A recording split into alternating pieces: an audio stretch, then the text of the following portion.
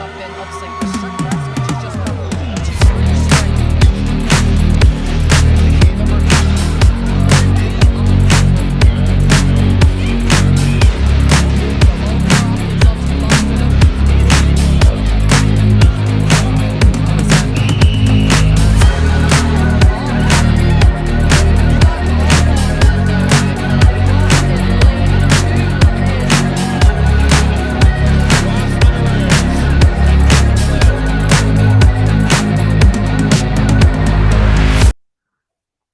All right, welcome back to a second episode of my Strongman interviews, my series I'm doing, and I'm joined today with my buddy Nate Jones.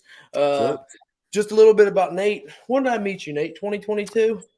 I think so, yeah. At It was OSG 2022 Regionals. for the Mid-Atlantic Regionals. Yep. Yeah. Yep. And like I said, for a lot of my competitors, before I get ready to go, and once it gets close to the show, I don't do this. But as the show's coming and starting, I always go through there and look up most of you guys on Instagram and see what everybody's doing. So I looked him up and I was like, okay, he's pretty good at pressing. All right, let's see if he's good. What else he's good at? And you were good at deadlift, and you were pretty good at movement and everything. I kept looking at. You just looked like you had a really good base of what you were good at. And when I went and competed against you, that was exactly the case. You are a very, very well-rounded athlete. Thanks, You're also somebody that went and qualified for Worlds that year with me. We both went and competed at that show. And we'll talk more about that in a little bit. But I'll start in the beginning. But before I get there, being consistent in all of what you're consistent at, is that something that you have specifically targeted with your training for strongman, or are you just naturally kind of comes natural to you? No, I'm a pretty awful at moving events generally. So my big thing is always like deadlift. Like I started out pretty decent at deadlift, and like obviously now with the way people are deadlifting, it's not that great. But I mean, there's some monsters at this point. No. But like that was usually my stronger event. And then I'm decent at like strict pressing, and so that carried over okay into various pressing. Now that we have like split jerks and stuff, it's starting to fall behind a little bit more again. Yeah. But like super slow on like yoke. My grip, I have like pretty small hands, so like my grip has generally been pretty weak. So grip is still coming along, but I think I've added some speed. I think at the Mid-Atlantic Regional where we met, actually, was it a 670 yoke? I think it was. Yeah, the announcer guy was like, "There's Nate Jones going for the tortoise approach." I was like, but so but something to work on. There's always something to work on for that. So it's nice to be able to make progress and yeah. So you definitely so kind of contrary, I looked at you as somebody who was well-rounded. You kind of look at yourself like you definitely got holes to fill, and you actually tack like certain things a lot harder than others. Like you said, movement for you is one of those big ones, I guess. Yeah, and like that at the year we did that we both went to OSG 2022, right? Yeah. Like I think I got, of the people that were actually able to pick up the farmer's handles and walk with them, I think I got last place amongst those. So there were a few people that like couldn't pick up the farmer's handles. I got like 49 feet, like dropped it like 5 times on the way. And I actually was in the same heat as Tommy Lavelle. So the video where it's like Tommy just blazing. Yeah, so I'm in the background just like book, book, book, just so that's some good motivation for me. But yeah, grip is still probably the biggest thing. Grip related events. But yeah. All right. Well, before we get going, we'll go up through that, but kind of backing way up. What was your early childhood like when you were growing up? What sports did you start out in? Did you start playing sports at a young age? Did it take longer to get there, or what was kind of the background with that? Yeah, so I was pretty active. I grew up in the mountains of Colorado, like a little mountain town called Conifer, and that was like a lot of outdoor time and stuff. I did like, man, I think I played as a really little kid, like t-ball soccer, did karate for like 6 years. Like had the Karate Kid headband, And then in high school, I ran cross country and track, and I was a sprinter in track, but I was like 125 pounds when I graduated high school. Really? Yeah. So like didn't play any ball sports or like real sports. Like cross country is like, I mean, I don't want to offend anyone. Like, you're just running though. So it's yeah. Yeah. So, so growing up, pretty much you didn't have that base really in the weight room. Is that right? Yeah, I mean, I started lifting probably around ninth grade. Like I took the weight training course at our high school. Okay. But I like basically just bench pressed and did curls for 4 years, so, and I What enjoyed did you it, think but of like it? Did you enjoy that pretty I good? liked, yeah, I wanted to be big. Like I had, I stopped pumping iron in like middle school or something. And I was like, Yeah, that's it. everybody. Right. Yeah, Watch Dragon Ball Z and like yeah, everyone does. And, um, yeah, I wanted to be big and strong. I just didn't really understand necessarily how to get there. And so right. it probably wasn't until, um, probably after high school that I started like squatting and deadlifting and like Okay. doing actual stuff that wasn't bench press and curls. So And how did um, that come about? Was that kind of like in college, you getting exposed to some different people, or kind of how did that start? yeah, kind of. So I joined the Marine Corps out of high school. Okay, As I did not know 5 that. years, yeah, and I had a buddy. He was like a computer nerd and like would just play like World of Warcraft all day.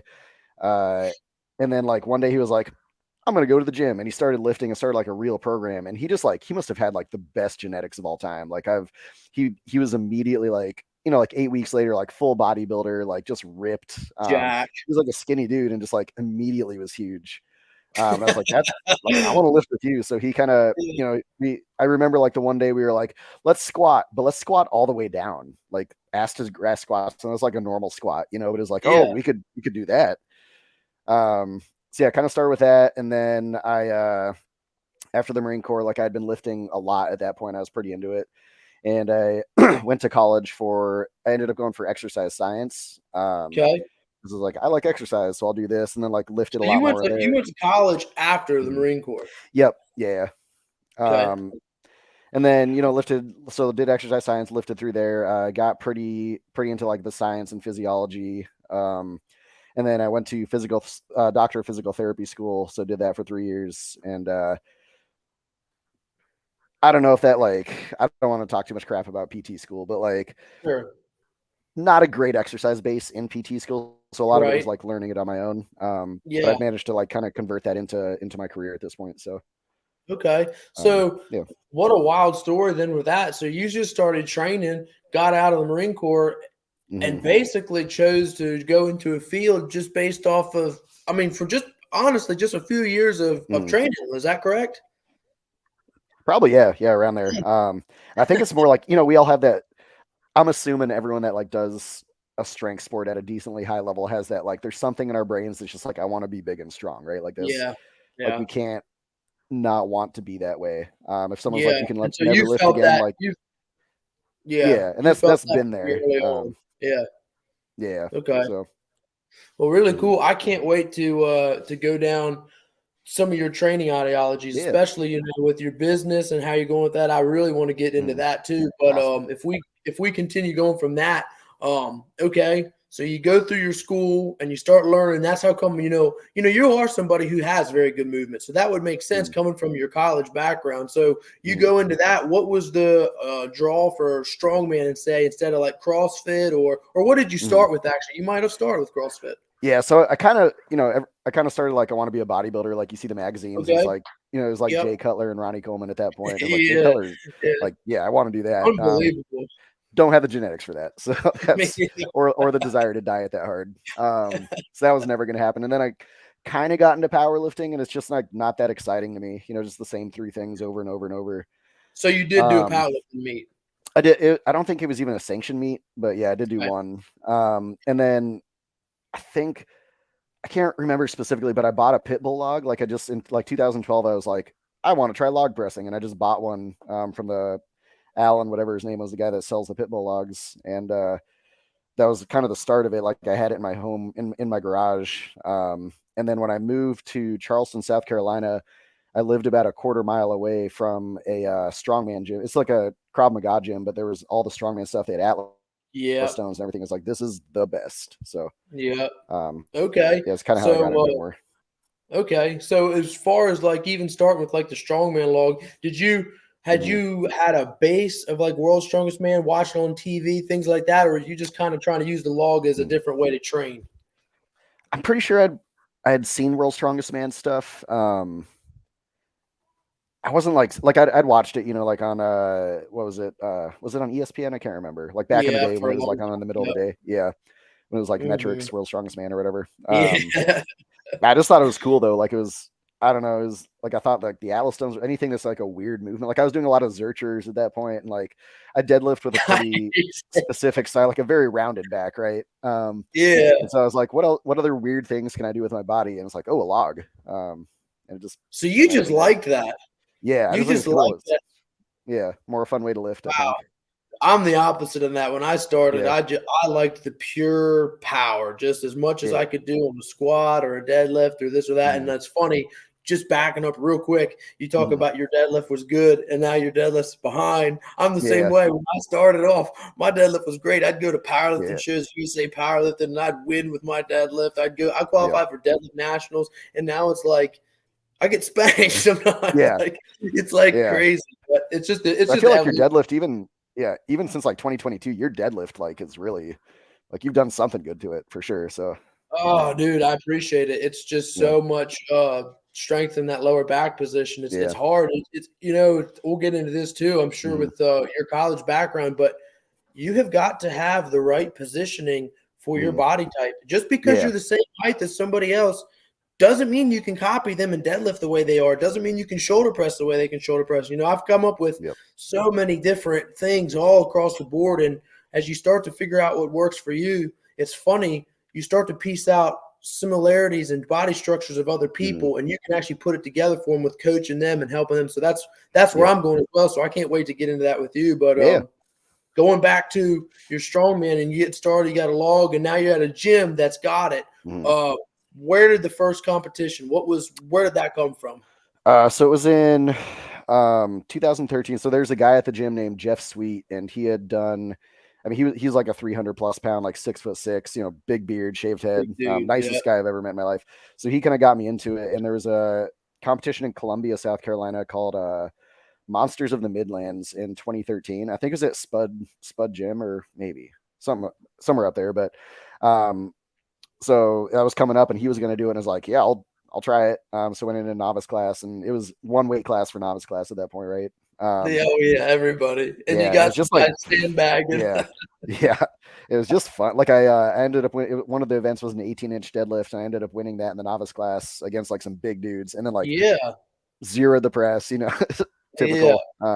yeah. Yeah, but it was just like fun. It was like I got to do more of this, like a good competitive outlet, and So you went away from that first contest and you were like, this mhm. was it. This was legit. That was like you enjoyed it genuinely. Yeah, yeah, Okay. See, my first experience, I hated it. I got really, steamrolled. It was awful. yeah. I did good on one event, and it was a Oh terribly man, run show. But it's not my interview; it's yours. So, but yeah, my yeah, first is the exact opposite. I stayed away from it for a good little while after. But yeah. your I first, think it go ahead. it I'm like sorry. helps you. Like I wasn't like following the point. Like I was oblivious. I didn't know what placing I You was just in. were So having fun. yeah, it was just like it was a good day. Yeah. So I don't know. Maybe that's the difference there. Like maybe the expectation. I don't know. So Yeah. yeah, Everybody says for your first one to do, always just go and have fun. But I yeah, really didn't have those people. It was just me. yeah, I mean, nobody in my family knew it was me. I signed up. I rolled up mm, to the contest looking like a little retard by myself. yeah, It was all me. yeah, So anyway, yeah, that's good. So okay, your mm, first show was in 2013. mm, So you've been in this yeah. It's sport been a for a minute. good while. Yeah, I did end up. So I competed until man, I want to say 2016, and Okay. I had like one or two just like really bad shows. I think the last one I did was North Carolina's strongest, and like I went into that with like a over 600-pound deadlift. Like I was like I am strong. Like I had a, like one of the first times I strict press 225. I was like I'm Yeah. really strong right now, and got Good. like either last or second to last place. Is like what just happened. It was like moving events, and like I was bad at Atlas stones. There were a lot of weaknesses, and I just hadn't evaluated like how I should actually be training. And but my expectation for myself was like excellence, and then the result was not. And I think the difference, and I've seen this a lot, so like as I've gotten back into strongman and like with people that I train, like the expectation is really what ends up making you unhappy, right? So if you go in and you're just like I'm gonna have fun, um a lot of the time you're happier and you perform better. But if you go in with the expectation of like, I'm going to do a certain way and then it doesn't end up that way, it can be kind of rough. So that happened a few times. And then I actually ended up, I'd been beat by this guy, Jonathan Armada. I don't know if he does strongman anymore, Boy, up in that North name sounds Carolina. familiar. Yeah, I think he stopped. He's been at OSG. He went to the Arnold. I've heard of that guy before. Yeah, yeah, up in Raleigh, I think. But like he beat me Okay. like 3 shows in a row. And he was really good at like Olympic lifting, right? Like he did axle clean and jerks, Yeah. like double overhand axle, like beautiful power cleans Yeah. into like 225 for reps. And I was like, that looks awesome. And I was asking, he Yeah. owned a CrossFit gym. And so I Yeah. was like, maybe to get better at strongman, I should try CrossFit. And I got sucked really hard into CrossFit and was like, I want to be competitive at this. And that was like a 4-year whole thing. Turns out I'm not great at that. So yeah. So, cardio, man. Yeah. It sucks, Um, doesn't it? yeah. So then I got back into strongman and I think 2019 was my first competition back after 2016. So That's um, really interesting. mhm. Just kind of some what you said, kind of funny similarities. My first strongman show was in 2015. My Okay. first was in 2015. Yeah. Did a few shows. I did have kind of what you're talking about, some bad experiences, but I kept Hmm. pushing. But I ended up had to go to the academy for a correctional officer job I did for several Okay. years. So, Yeah. anyways, I did the same thing. Got into CrossFit to get in good shape for that. Yep. Did CrossFit, thought, man, I want to be Rich Froning. Went on through, Yep. went Yep. through CrossFit, and it was pretty good. Yeah. It definitely did. I love the Olympic lifting side of it. Yeah.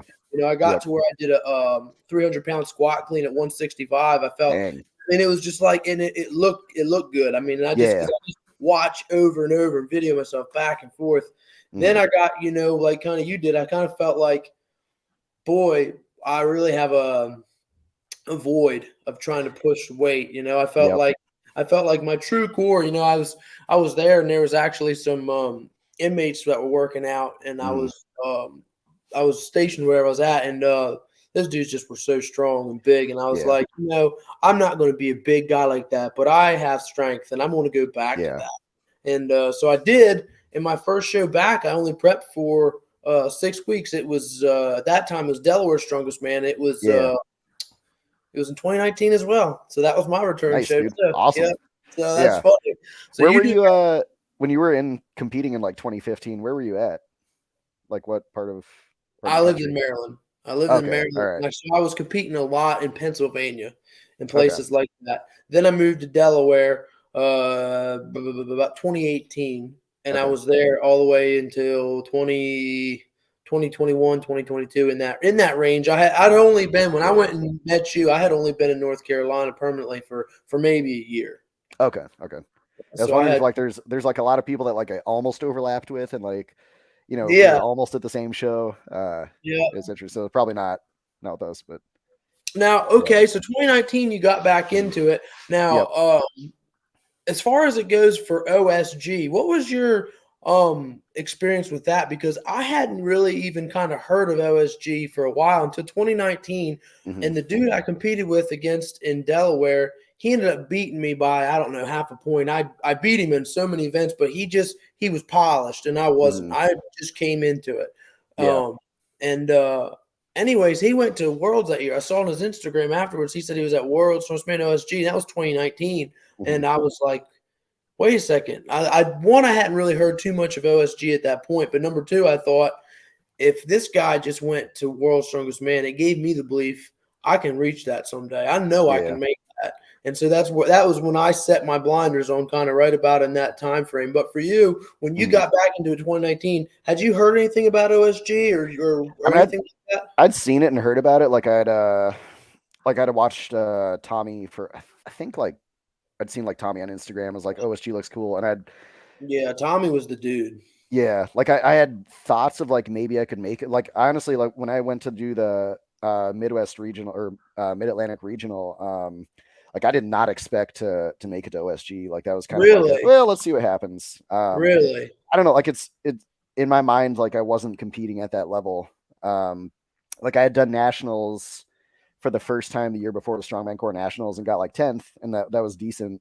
but I was like, you know, like 10th in nationals, I'm not making like world championships top 40, right? Yeah. Um, so So like you managed did to, go before that. You actually did. You went to nationals as well. When you got back, yeah, you got back to a pretty high level fast to go to nationals. yeah, it was weird. So like coming out of CrossFit, like I was not winning shows pre CrossFit.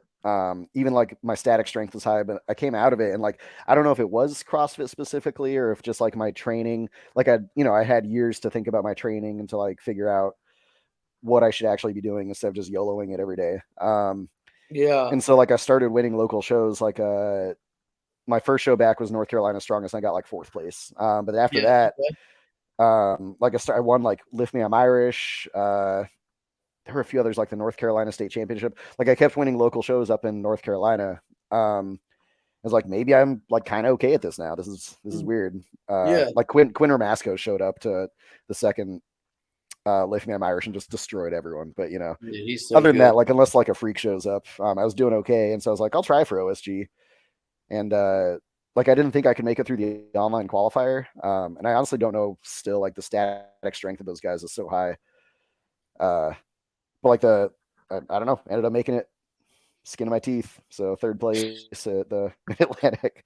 Yeah. But Yeah. but yeah, Well, like and OSG was, I don't know, it's interesting to see like you see people on Instagram and like you can watch the live streams and stuff. But I feel like you don't really get a feeling for like how freaking good people are at this sport and like how strong they are.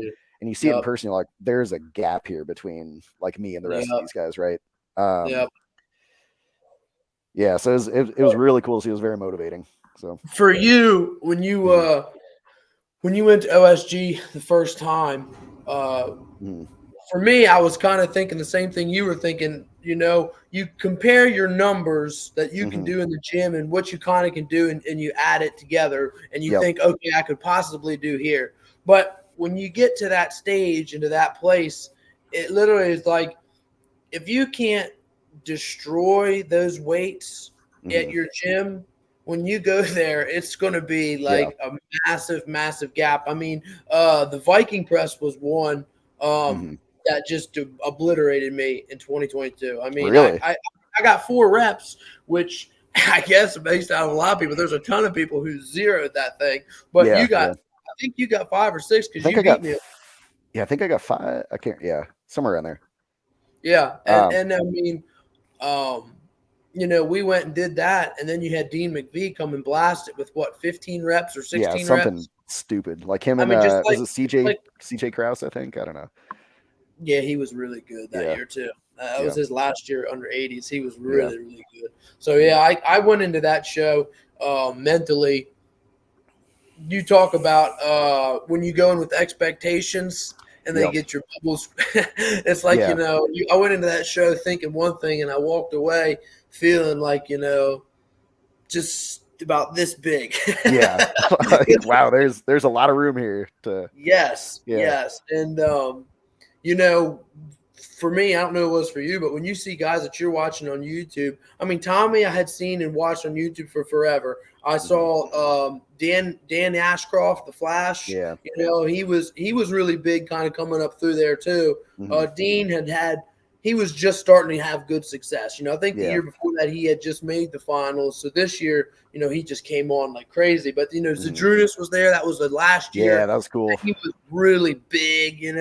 Yeah, Ronald Heinlein, all these people, and I just could not in my head get out of being a fan.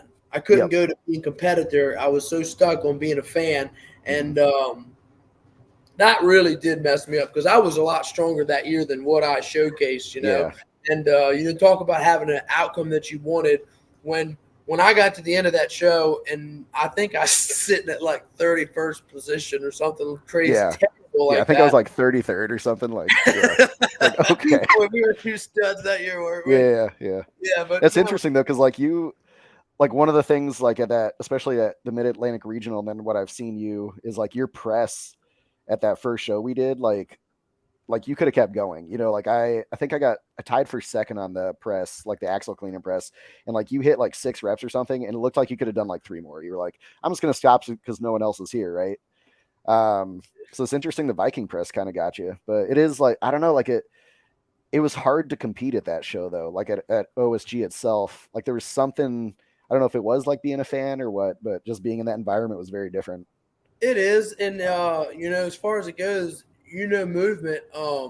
Mm, My press with an axle or something like that, I can get my body in position where I need it to be and get that bar. When you come yeah, and get a Viking press that's on that apparatus, there's no changing it. There's yeah, no movement, getting it back behind your head, getting your head through, getting it in your like. There's none of that. It's hmm, one thing. It was front delt in your yeah, tricep. That's what it was, yep, and that exposed me because had I been training a bunch of incline presses or anything like that, no, I hadn't. I was hmm, trying to mimic Viking press with my setup, but on hmm, my setup it had more play. I could get into yeah, that position with it. And the Viking press there, I couldn't. And hmm, that stuff that kind of goes back to your movement. I couldn't get in it with that.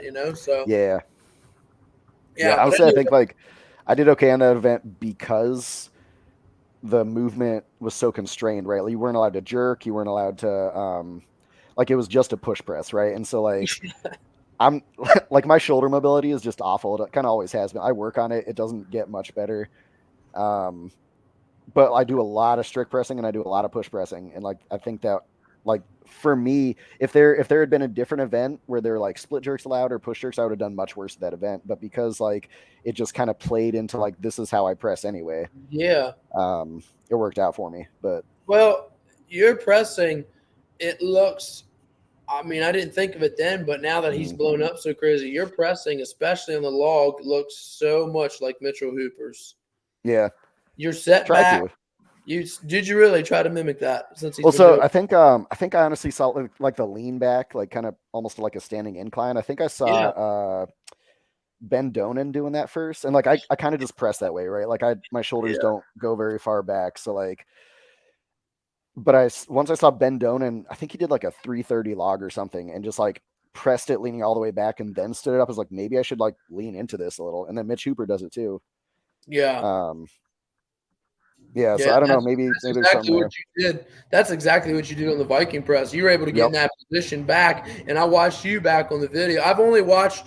I don't think I've watched that year all my performances one time. I don't think I've Yeah. ever gone back and watched because it's just that bad to me. Yeah. But when I watched you do it, you sat Mm, back and you were able to get in that position and you just locked your triceps. Every rep, what you did, yeah. you got back, powered through the tricep, powered through the Hmm. tricep.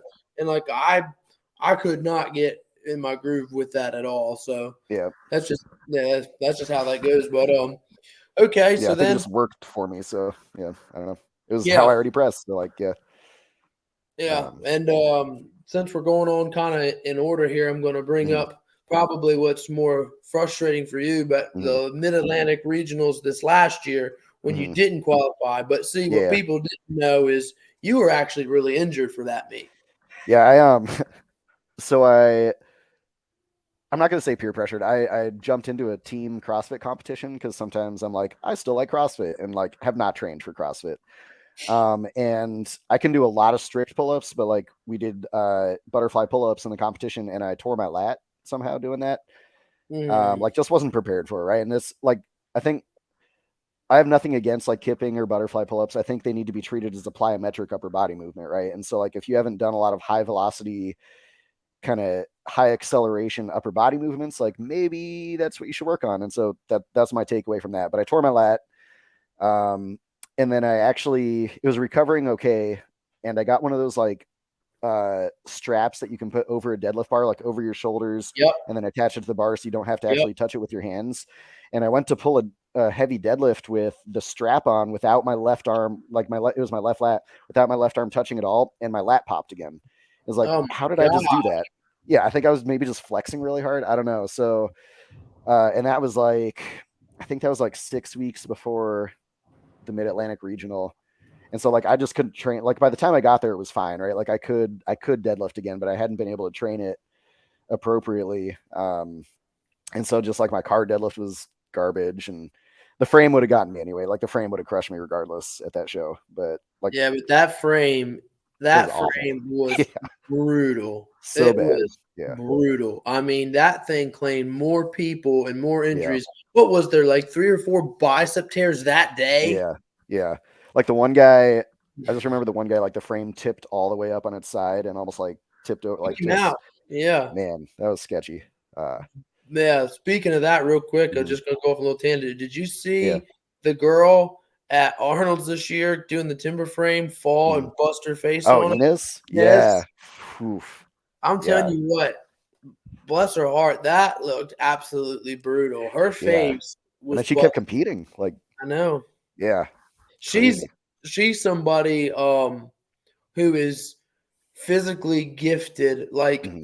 so high. Hmm. But with her, watching her and watching the way she competes, she almost gets herself in too much of a spastic flight or flight. Like Yep. she like, and I've watched her now compete several times. I Hmm. watched her compete 2022 at Worlds. I watched her 2023 at Worlds. Watched her at this show. She gets Hmm.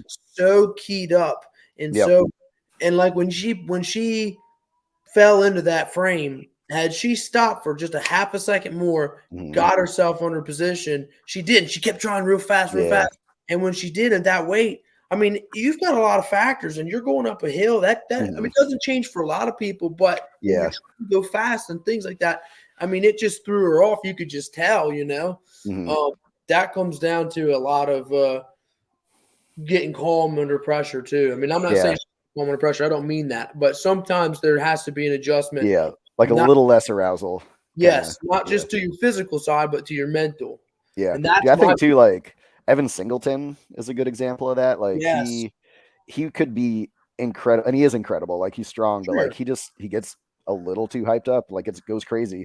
He makes Well, mistakes. So and let's go down that rabbit hole for a little mhm. bit.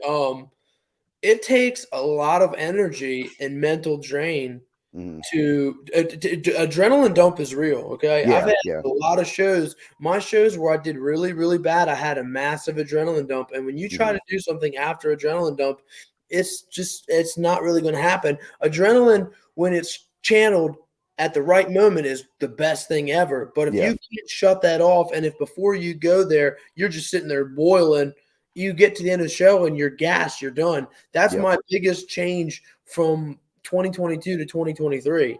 Mhm. In between event, like before, I could never, like before, it was for years, ever since I've been competing, I get there and I'm just jazzed up. I can't Yeah. stop.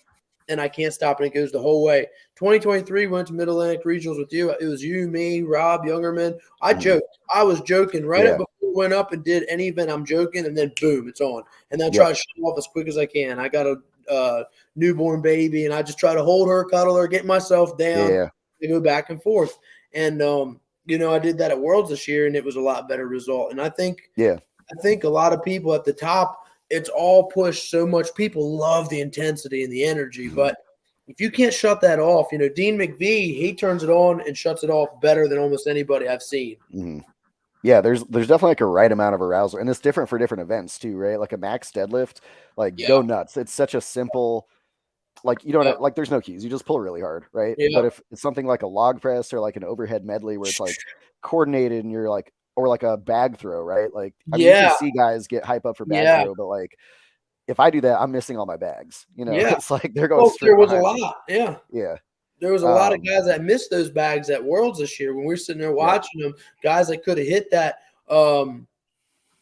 I mean, you could just tell. And on the bag is another one. Technically, if you don't get it on that first swing on how Yeah. your body's set, you have to set that thing down and Mhm. reset because if you Yeah. try to do it add an extra swing to help you, it actually makes it worse. Everybody tries to get Yeah. that last little bit of extra, and if you go to there, you're not getting it over. Yeah, and it's such a technical, like you don't see baseball like a pitcher in a baseball game like sitting there smelling salts before they pitch, right? They're pitching at like 100 plus miles per hour, some of them, and like it's an incredible feat of athleticism, but they are controlled.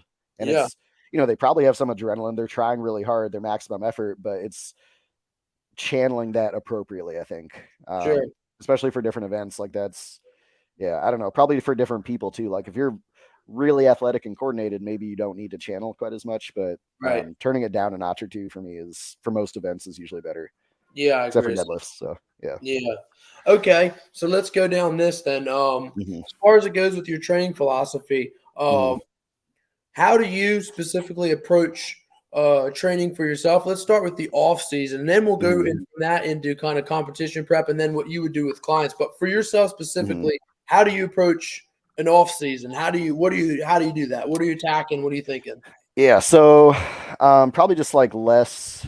I sprinkle in events just because like I enjoy strongman, right? So like Yeah, I'll sprinkle in stuff generally, but a lot of like so I try and break it down to like what are the actual adaptations we need, and this is for like sure. clients and for me and for everything, right? And for physical therapy too is like what are the adaptations that we're looking for. So if like say I'm trying to make my press go up, right? So we need like step one is like they're bigger, like if you make your muscles bigger, like you have the potential to produce more force of those muscles, like bodybuilding style stuff for like the delts and triceps, and like for the way I press like my abs to like strict GHD sit-ups because I lean back so much, be able to support my body. So like bodybuilding style stuff for the muscles that support that.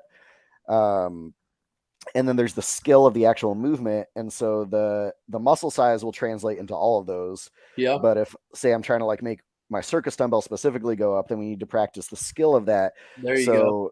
So like getting pretty decent, like like powerlifting style, like 8 out of 10 RP singles, and then some back offsets kind of thing. So so basically that was a really roundabout way. But if say so, let's take the circus dumbbell as an example. Um, like there would be like 1 or 2 days a week of actual circus dumbbell, right? So maybe like one heavy day, one lighter day for reps. And then there would be a couple days a week, maybe on those days or maybe on different days where like I'm incline pressing or like single arm strict dumbbell pressing, Okay. doing tricep accessory work, doing like lateral raises and Yeah. stuff. And then just breaking down each movement the same way basically, and trying to just put together a program that doesn't like destroy me once everything is put together, but that has all those components for each thing. So like a moving event might be like, I think my quads could probably contribute more, my calves might be able to contribute more. So we're doing a lot of like quad hypertrophy, calf hypertrophy, and then practicing the skill of the movements, like faster days, slower days that are Okay. heavier. And you're Yeah, doing that's that, really it. and you're doing that through your off season. I usually do. Yeah, again, just like I don't know, like I'm not doing events like every day, and I'm not like I try to change up the events like weekly during an off season if I don't have an actual show coming up. Like I might do Gotcha. yoke one week or farmers another week. Um, Specifically for me too, like I try and keep farmers in frequently because my grip is not good.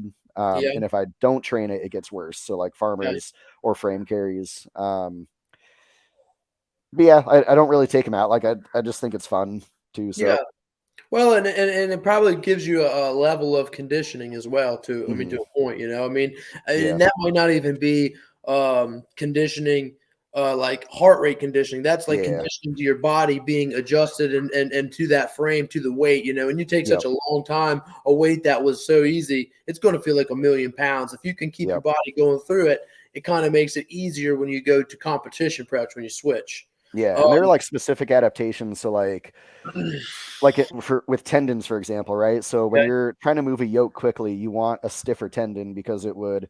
So say like you're looking at your Achilles tendon, your calf attaches to it.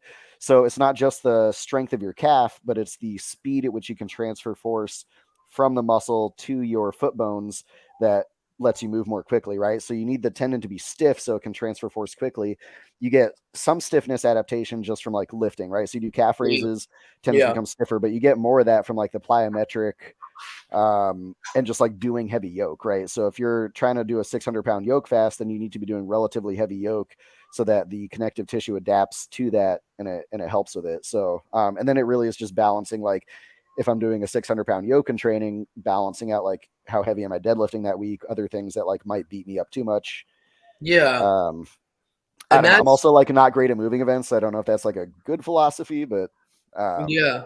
Well, backing up just real quick, I mhm, want to touch on something you said in a minute, mhm, but just to back up real quick, when you're talking about doing your hypertrophy kind of bodybuilding training and things like yeah, that, I've heard that training from a lot of people because more mhm, muscle is going to be better. It's going to help you. More mhm, muscle is going to turn to where you can have more strength to a percentage.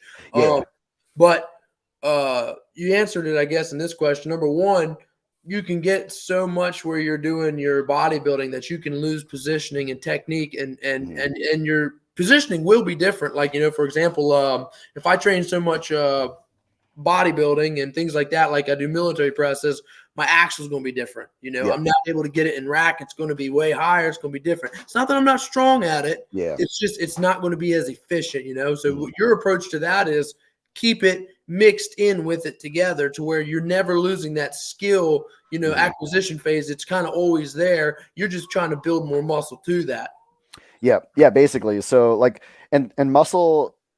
So anytime you're like doing a movement, it's probably easier to like talk about a more simple movement. It's like a deadlift, right? Yeah. So, there's some skill involved in the deadlift, and there's skill involved in being able to recruit your musculature in order to produce that much force, right? And it's not necessarily like a conscious skill, but like your brain has to learn how to send down more motor Yeah. commands. Like in order to make enough muscles contract to like deadlift 600 pounds, that's something that has to be practiced, right? Yeah. That's not something that most people can just do. No. Um, and so part of it is the skill aspect of the heavy single, or the skill aspect of like doing reps in a minute, like having that skill down. But the other part of that is just like, if your glutes are bigger and your low back muscles are bigger and your hamstrings are bigger, there's more potential for them to produce force Yeah. once that skill is there, right? So like Yeah. hamstring curls don't perfectly translate over to a deadlift, but they make your hamstrings bigger. And then when you Right. practice the deadlift skill, now you learn how to use that hamstring musculature to perform the Because deadlift better. you've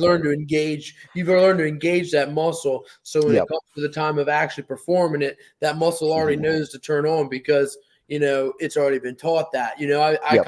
I couldn't agree more with that. For years I was deadlifting and I was deadlifting all with quads. You know, Mhm. people say, "Oh, you want to work your hamstrings? Do deadlifts." Well, that Yeah. only works if your hamstrings know to turn on. You know, Yeah. or your glutes know to turn on. If they don't know to turn on in that position, you're going Mhm. to use what muscles everybody's muscles. For example, quad is a great one. Everybody's got Mhm. stronger quads. People Mhm. try to say, well, this style works to me because my quads are so much stronger. Well, so Mhm. is everybody's. Yeah. Everybody's quads are stronger than their hamstring. So, you know, that's something I've done as well this past off season was, you know, attacking more the hamstring, turning on the Yeah. glute. How do I get in that position where that fires on my deadlift and it's not just my quads? Mhm.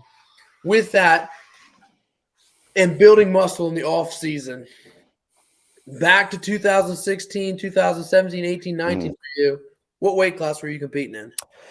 So I've always been 175. That's my whole point. So when you're Yeah. doing that for this many years, we talk about building more muscle. Yeah. Is it so much building more muscle? Because you are getting more muscle and losing some fat, or is it almost giving your tendons and your joints and your other muscles just teaching them almost more to fire? Because you know, Yeah. I can look at myself and realize I've trained really hard for the past several years, and I always talk about. I mean, I've trained hard ever since I was 11 years old, but I always Mhm. talked about gaining more muscle.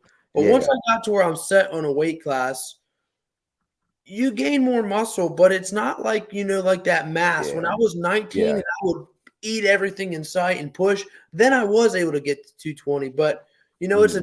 it's a different kind, you know, gain Yeah. more you do gain more muscle and you get more developed. That's pretty Yeah. much what it is. It's more development. Would you agree with that?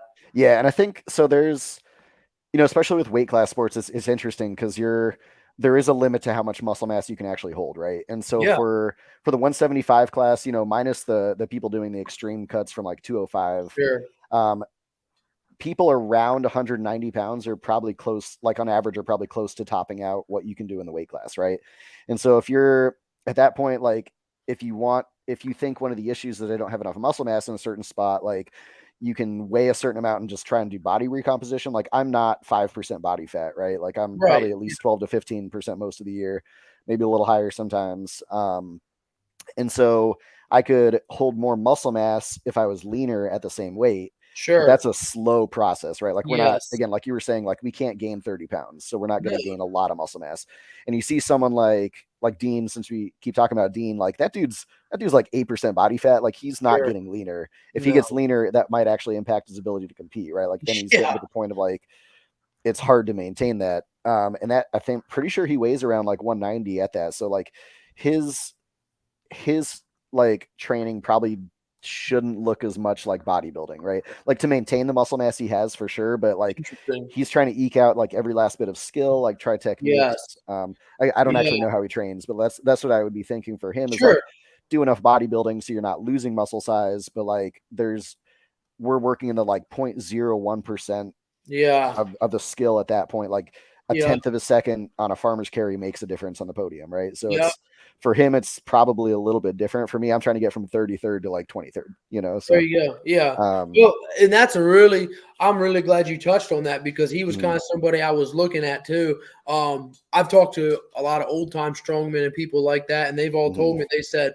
well, the average man or whatever, I think he can gain, I don't know, is it 5 to 10 pounds? It might have been 10 pounds. I'm not sure. 10 pounds of muscle a year. And I'm looking at him, I'm thinking, I don't really know I don't really think most people, if or hardly any, are gaining 10 pounds of muscle. no. You're gaining a lot of fat with that, and you might look bigger, you might be bigger, and you'll perform better based off of leverages on some things. But now you're in a different weight class, and I kind of what you're saying about building muscle for me, talking about how Dean is so lean and how he's built his muscle, he's at that point where his skill has to just be really high. He's squeaking Yeah. out the last little bit of muscle and CNS and being able to have his mind where when he pushes that weight, he can just inch out the last little bit. But when it comes down to losing body fat and gaining muscle, he's pretty much there. Yeah, he's not losing more body fat. Like No, yeah. no, and like guys like me, and like you said, you too, I know I hold a little more higher body fat than some of those guys, someone like Dean. Yeah. I can afford to keep trying to build muscle and lose that. Like I see it as a way for myself, like just being an honest evaluation. I'm like, well, I've got several more years before really I'm even close to being at that peak where I need to be. I'm just an up and comer still. When I look at myself and have an honest evaluation, I don't have that muscle density. I don't have it to that point of what I need to gain yet. And so as I get closer, I can hold this weight class for a lot longer. Yeah. Because body fat is a lot higher, I have It's talked. just Good. I'm sorry. oh, sorry. So I was gonna say like Steffi Cohen. You know who she is? Yes. Yeah, Yes. like super, like 25-time world record holder powerlifter, right? Like she stayed in the same weight class. I can't remember what weight class it is because I'm the worst, but it was like in the 120s or something. Yeah, it's like 123, was it not? But she stayed there for like 5 or 6 years and kept setting records and like just got leaner and leaner and more muscular and more muscular. And Yes. like, whether or not that's like spectacular genetics or something else, like probably a little bit of both, right? But like Sure. she stayed in the same weight class and only gained really a little bit of body weight Yeah.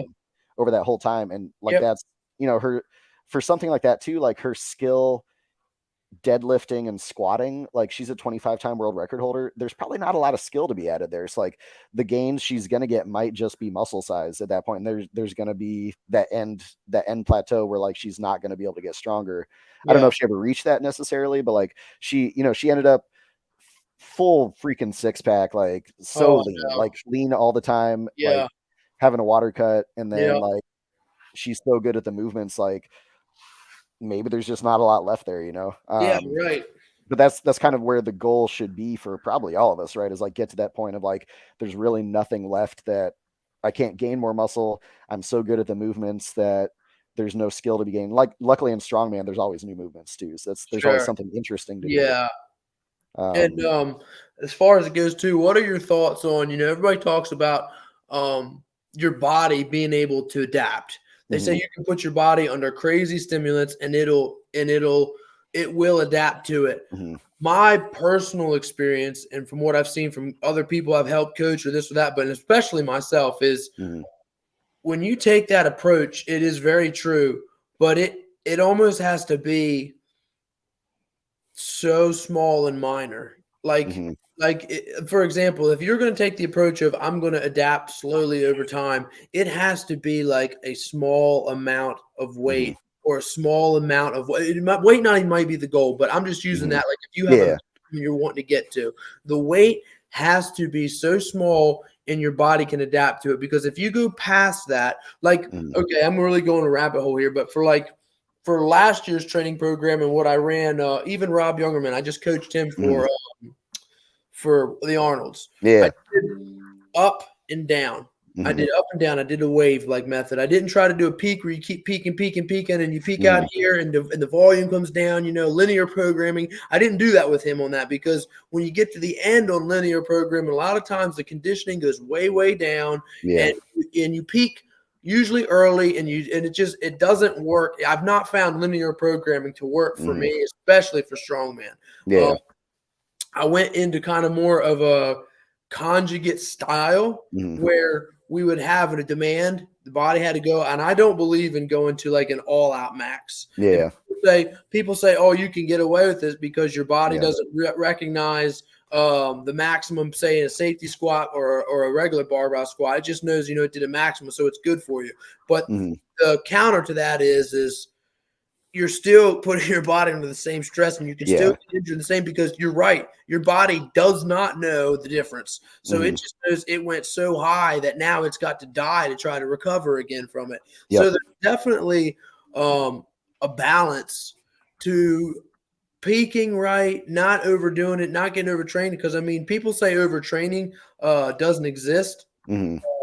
But I've had it to where I've trained so hard for so long, my body just started producing injuries, and I Yeah. get to bed at night exhausted, tired. I was tired all the time, and I couldn't sleep. I Yeah. lay for hours not being able to sleep. Well, when I backed off my training, my lift shot up through the roof, and things are Yeah. changing. And my maxes are going up. So, like for you, when you come on competition prep, I know I took a long way around about that, but how do you avoid hitting those points, like training a heavy yoke or Mhm. a deadlift? How do you mix all that together with your training and not just have it come out to where it's just splat, you just throw it all up on the wall? Yeah. So historically, I've done a pretty bad job of that, and I'm getting better about it now. Like I actually hired a coach because like I can't do it for myself. I can do it for other people, but And you can plug like your coach. Who is it? Andrew Clayton, running Okay. strongman, Yeah. really Okay. good coach. So but so when I did OSG in 2022, like there was the sandbag ladder. The last sandbag was like 300 pounds, right? And so like Yeah. for whatever reason, I just got hyper focused on that. Like I need to be able to do this 300-pound sandbag, and like every single week I was trying to get it right. And like it was over my 1 rep max. I couldn't do it when I started, and so eventually I got it. I was able to do it like 3 weeks in a row, like get the 300-pound sandbag to my shoulder, and then it started getting worse. Yeah. And so my idiot frantic reaction, then like I've talked to my friends about this too. And it's like this was the dumbest thing I could have done. I was like, I need to do it more often. And like sandbag to shoulder beats you up, dude. Like a 300-pound Yeah. sandbag doesn't feel good. No. And so I think I ended up probably like 2 to 3 times a week. I was trying to get this 300-pound sandbag to my shoulder, got progressively worse at it, and then ended up at OSG and just like, I don't know if I underperformed, like I PR'd my axle deadlift and like did it well in the Viking, but like definitely underperformed on sandbags and like Yeah. didn't feel good. Like I felt like garbage at OSG. Like it wasn't good. Um, and so I think sorry, that was a really long story so No. if you look at I think like there's decent like powerlifting and strength literature on this, right? Like the actual research has been done on this. You don't if you go to failure, if you train to failure, um well, backing up even a little bit more. So the more you do, the better generally results you get, right? There's obviously a point where like you can do too much, you start to hurt yourself. But if you do like more sets of squats, you tend to get better at squats. So then you have to say like compared to if you do like less sets of squats, right? Like more sets of squats is better than less sets of squats.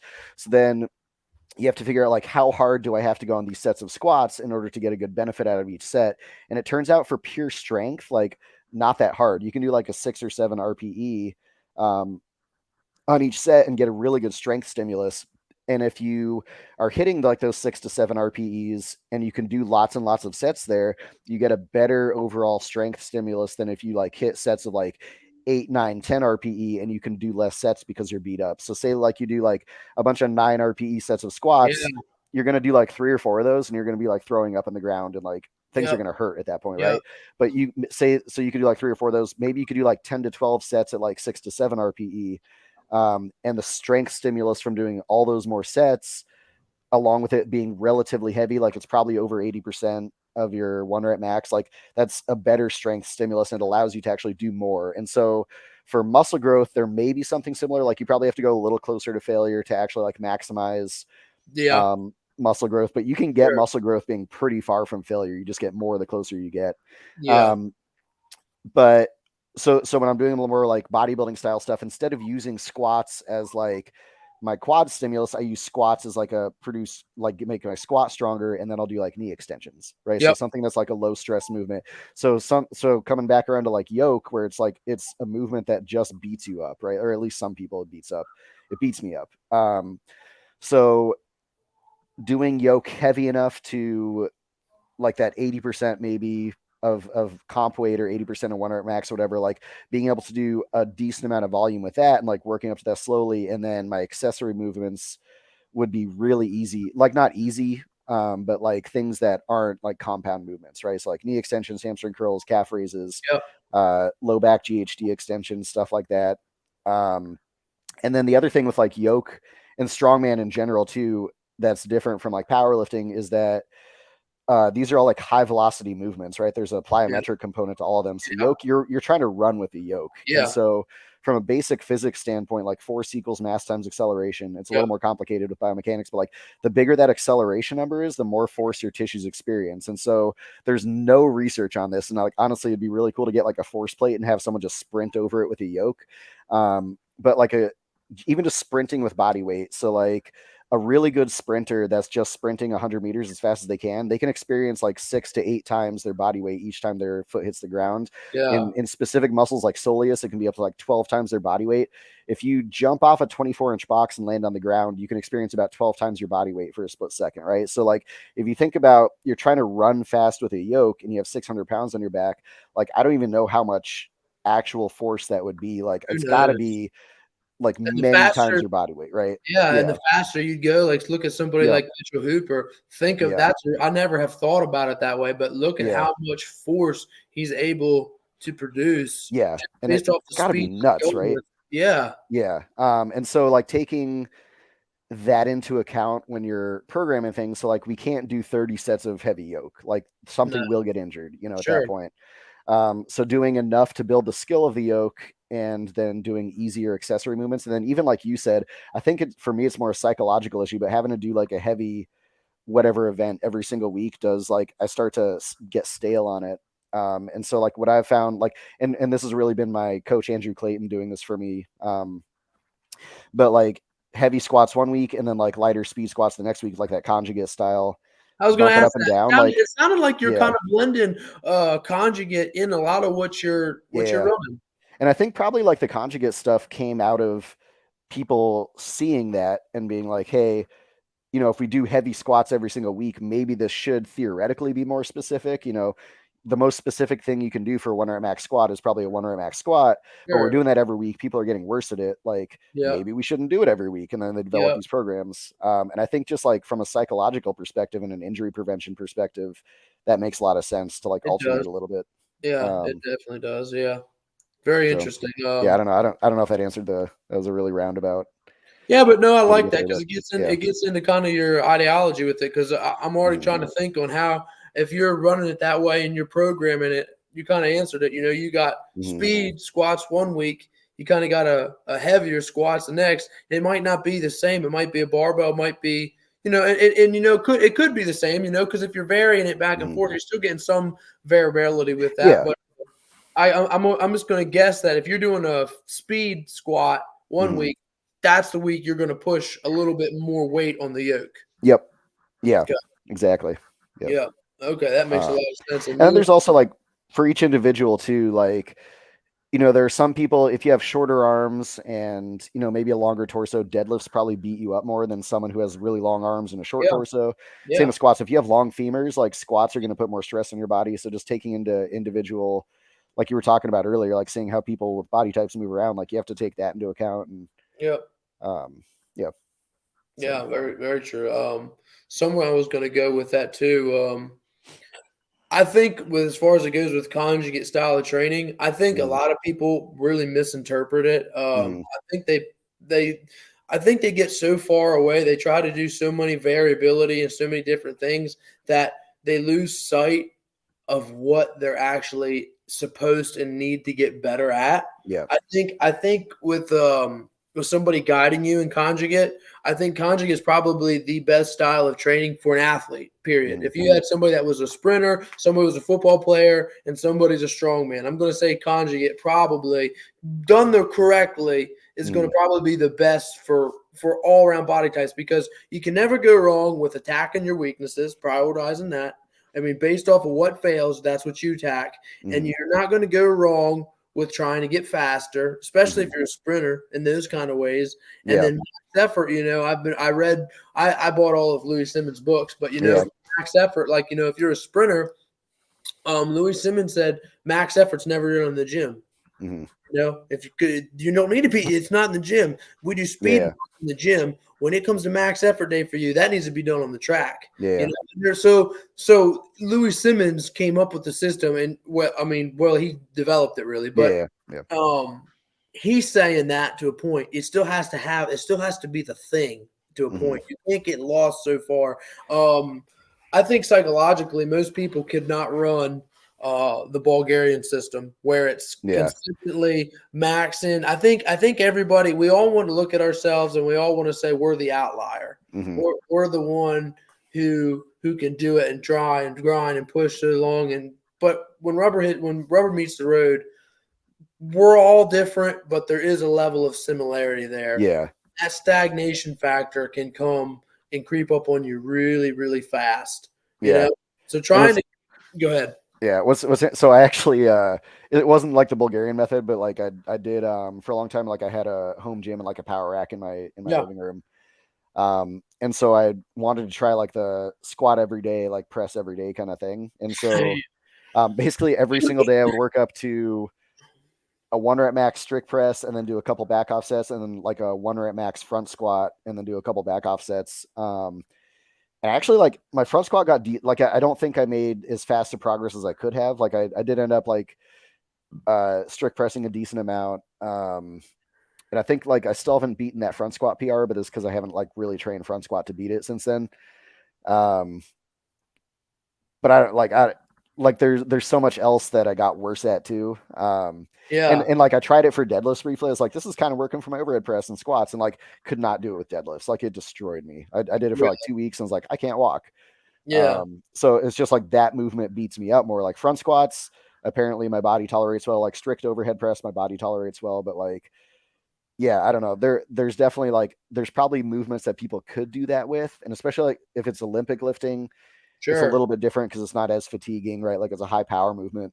Until you want to go down that rabbit hole, Mhm. until your leg is just a little more tired, your legs are a Yeah, little more tired, or your low back is a little more taxed, and that explosiveness that you needed to have to do that movement yep, is not there, and then the whole movement just breaks down across the board. yep, That's a real thing. What yeah. week did you feel when you were running it every day Mhm. or just pushing it really hard? What week do you, if you had to guess, would you say that Mhm. you started to diminishing return? It was not hitting anymore. I mean, I plateaued pretty quick, honestly. Like 4, 6, 8. Probably around there. So it went like up and down. I didn't like take great training logs either because I was just doing the same thing. But Yeah. like, so I remember specifically like I would get up to like a 215, 220 strict press for a few weeks and be like, this is good. And then the next week it'd be like, I can't strict press more than 195. Like I was doing Yeah. this for like 5 reps last week. And the same thing would happen with front squats, and it would just be like really up and down. It was also like I was in physical therapy school at the time, so like I was other getting ready to say, like other stress factors may what have was the played a role in that. outside stresses? Yep. Yeah. But it definitely, I also was not doing like 8 RPE singles. I was doing like 10 RPE singles, like just full blast idiot. Yeah. So like maybe it could have gone better. I don't know. I didn't hurt myself with those movements doing that. Deadlifts, I would have probably hurt myself. Yeah. So, um, Um, kind of shifting gears just real quick. I mhm. don't want to keep you on here for much longer, Oh yeah. but I saw on your Instagram where you were doing your business. Your business is PT and helping Yeah. people. I mean, Mhm. you do also do probably programming coaching for other athletes as well. Yeah. I have a pretty, I had 2 guys that were out of state. I'm still programming for one of them. The other one, like he's in the Navy and he just went on a boat, so he can't do strongman on the boat. Yeah. But I have like I would say 5 or 6 people like at the gym I go to that I'm programming strongman for. Now part of it is like there's a little bit of that like I feel like I haven't accomplished enough to necessarily be telling other people in the sport what to do. So I program like general strength and conditioning for a lot of people. Yeah. But for strongman specifically, like I'm not trying to like I got 30-30 at OSG, like I'm not trying to tell people that I know better than them or anything like that. So most of the people I program for are like mostly beginners. One woman, I just started with her, but she went to OSG last year. And we'll kind of see how it goes. So it's really like I have ideas about what I think are the right ideas, I guess. but I try and be like a little humble with that, not necessarily like be like I should be the guy that programs for people. Like Well, the physical therapy degree in exercise science did not, like, those were not helpful. Like some of the physiology stuff is helpful, like the biomechanics are probably helpful, sure. but like you don't learn how to lift weights in PT school. Like that is not what it's focused on. So those are like credentials, but I don't know if they like would make me a good strongman coach necessarily. So I think I'm just trying to build that slowly and make sure I don't like screw up with anyone at all, I guess, is probably for the most part with that. Yeah. And then a lot of the like I do mostly physical therapy, but I treat it as strength and conditioning around injuries for the most part. So Well, with your PT, your video where you took that gentleman who had like real yeah, lower back problems and was real scared, and you literally had him bending over, picking up sandbags and carrying sandbags, things like that. I mean, yeah, that's like, how many people do we know? Oh, my back hurts, so I can't, and they avoid it, like altogether avoid it, Your approach to that, I don't want to speak for your approach, but I mean, you were like, you have to do it. I mean, it was a gradual process to get him there, I'm sure, but like that was so awesome to have a guy that can't even hardly bend down, and now he's picking something up and carrying it. I mean, that's like functional right there. Functional. And it was like he was terrified of bending over. Like he had been told by a doctor at some point, hey, your back hurts, don't bend over. And like he took that to heart. Like he took that as like, this is the thing. Like I will hurt myself if I bend over. He hadn't bent forward in like a decade. Like he hadn't bent over. I don't even know how that's possible. But he like, it was one step at a time. Like day one, like your hands are on the wall and you're slowly walking your hands down the wall, like 5 hand lengths down and back up. And that's like all he would like. It wasn't hurting him, but he was just so scared of it. Right. And then like we've gotten to the point where like he likes the sandbags for some reason. And I'm like, obviously we're making this strong man if we can make this strong man. So, I had him doing the yoke for a while. Like the shoulders won't quite do it. He like actually enjoys that. And like he, like at Christmas or after Christmas this year, he was like, I was able to like pick up the tree by myself and take it to the dumpster. It's like, that's it, right? Like that's what we're trying to do. So very, very cool. He's great. But, well, that's really, really cool, Nate. So I guess I can pretty much wrap it up with anything else you want to do? Want to plug yourself? Anything that you're doing? People reach you? I don't know if you got strongman related injuries. Like I probably am a pretty niche. I know there's other PTs that do strongman too, but that's like I've got a good intersection there of like really understanding the sport plus injuries. So that's probably it. But well, good deal. I tell you what, I love kind of talking. We didn't get crazy into it today, but I love really digesting some of the more detailed things, because in the beginning I pushed all detail away, everything. But as you get more and more of the sport, if you do not try to think about it to the absolute, I mean, mental, physical, everything has to work perfectly. And I don't know, I've really enjoyed having you on here. I'd like to have you on here another time where we can really kind of dive into what we're talking about. I'd like to hear more about your stuff too.